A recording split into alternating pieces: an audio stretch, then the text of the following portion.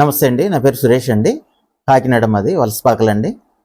నేను ఫేస్బుక్లో hair creations అనే వాళ్ళది ఒక యాడ్ చూసి బట్టతల మీద ప్లాంటేషన్ చేస్తాం అతి తక్కువ ధరకు అన్నారని చెప్పేసి నేను వాళ్ళని అప్రోచ్ అవ్వడం జరిగిందండి.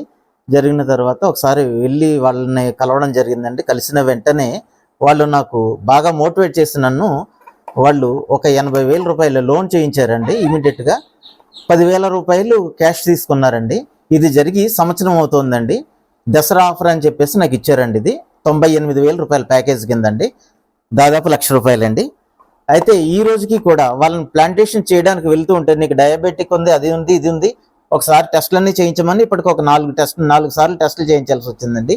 చేయించిన ప్రతిసారి 4-5 వేల రూపాయలు ఖర్చు అవ్వడం జరిగిందండి. అలాగనే లాస్ట్ నిన్న 4వ తారీఖున నన్ను ప్లాంటేషన్ చేయడానికి రమ్మని అన్నారండి. అనేసరికి నేను వెళ్ళానండి. బీపీ అవి చూశారు, నార్మల్గా ఉంది అన్నారు. డయాబెటిక్ కూడా అంతా నార్మల్గానే ఉంది, చేసేస్తామన్నారండి. అన్న తర్వాత వాళ్ళు నా హెయిర్ అంతా రిమూవ్ చేసేసి 1 నిమిషం నాటకం ఆడేసి ఇటాటును వాళ్ళు నాకు పంచి వేసండి, వెనకాల ఊండ్ చేశారండి. చేసి మీకు బ్లీడ్ అయిపోతుంది, ఆగట్లేదని చెప్పారండి. తీరా చూస్తే వాళ్ళు సర్జన్స్ కాదండి, ఎవరో బార్బర్ని తీసుకొచ్చి వాళ్ళు ప్లాంటేషన్ చేయించేస్తున్నారండి. డాక్టర్ గారు పర్యవేక్షణలో ఏమీ జరగలేదండి. ఎటువంటి డాక్టర్ వాళ్ళ హెయిర్ క్రియేషన్ లో ఎటువంటి డాక్టర్ గారు కూడా లేరండి, స్టాఫే వాళ్ళు. ఇది హెయిర్ క్రియేషన్ అండి. ఇది మన సృజన హాస్పిటల్ కి 3వ అపార్ట్మెంట్ లో 3rd ఫ్లోర్ లో ఉంటుందండి. హెయిర్ క్రియేషన్స్ అండి దాని పేరు. నేను ఇప్పటికే నేను తీసుకున్న లోన్ అమౌంట్ ఏదైతే ఉందో నేను తీర్చేయడం జరిగిందండి ఇప్పటికే. ఎందుకంటే దాదాపు సంవత్సరం అయిపోతుందండి. దయచేసి నా అమౌంట్ బ్యాక్ వచ్చేలాగా చేయాల్సిందిగా నేను కోరుకుంటున్నానండి.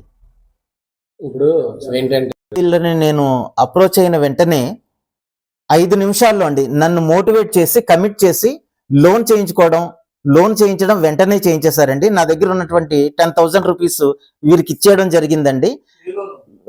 బజాజ్ ఫైనాన్స్ లోన్ 80,000 రూపాయలు తీసుకోవడం జరిగిందండి.